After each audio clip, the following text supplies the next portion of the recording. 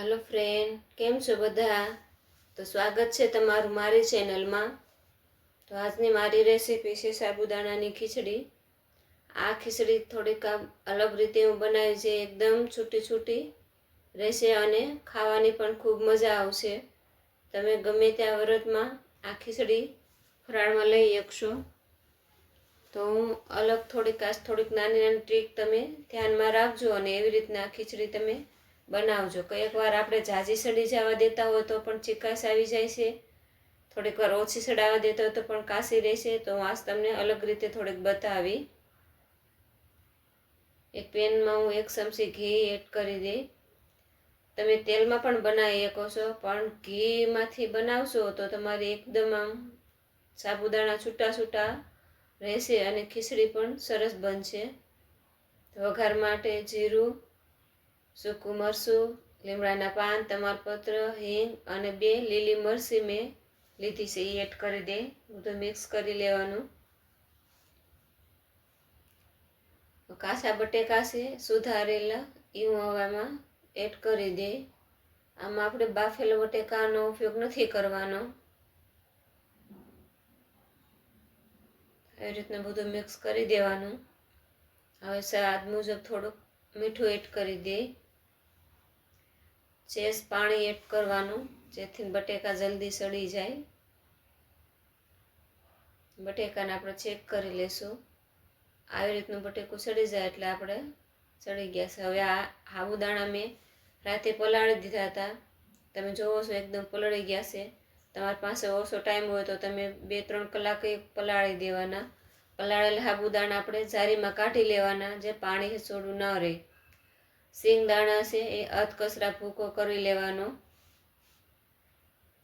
હાવ fine powder નથી બનાવવાનો। Capsicum, स्वाद मुजब थोड़ी खांड, टमेटा, લીંબુનો રસ,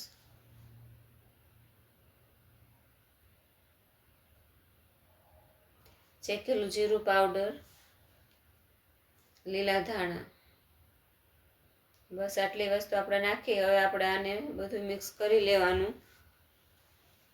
ધીમે ધીમે આવી રીતનું બધું મિક્સ કરવાનું છે અને આવી રીતે તમે બનાવશો તો તમારી ખીચડી આમ એકદમ છૂટી રહેશે અને આમ એકદમ ચીકાશ આવશે એવી થાય નહીં।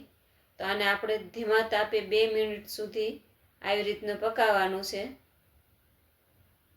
જો સડીને તૈયાર થઈ ગઈ છે આપણે એકદમ છે ને છૂટા છૂટા સાબુદાણા। હાવ આપણે આને પકાવવાનું પણ નથી અને આવી રીતના તમે આ ખીચડી બનાવશો તો તમને ખાવાની પણ ખૂબ મજા આવશે। તો તમે જોઈ શકો છો ખીચડી આપણી સાબુદાણાની ફરાળી બની તૈયાર થઈ ગઈ છે। હવે આનું એક પ્લેટમાં કાઢી લે। તો તમે ખીચડી જો એકવાર બનાવો અને કમેન્ટમાં મને કહો તમને મારી આ રેસીપી કેવી લાગી। જો પસંદ આવે તો મારી ચેનલને લાઇક, શેર એન્ડ સબસ્ક્રાઈબ કરો। બેલ આઇકન બટન દબાવો જેથી હું જ્યારે યુટ્યુબમાં મારો નવો વિડીયો અપલોડ કરું તો સૌથી પહેલાં તમને એનું જોવા મળે। અને ઉપર લીંબુ જે વધારે જોતું હોય તો આપણે ઉપરથી ને નાખી શકીએ। તો બનીને તૈયાર થઈ ગઈ છે આપણે સાબુદાણાની ફરાળી ખીચડી। તમે જોઈ શકો છો એકદમ છૂટીને સરસ મજા આવે, ખાતા પણ પેટ ન ભરાય એવી સરસ બનીને તૈયાર થાય છે। તો તમે ઘરે એકવાર જરૂર બનાવજો અને કમેન્ટમાં મને કહેજો કે તમને મારી આ રેસીપી કેવી લાગી।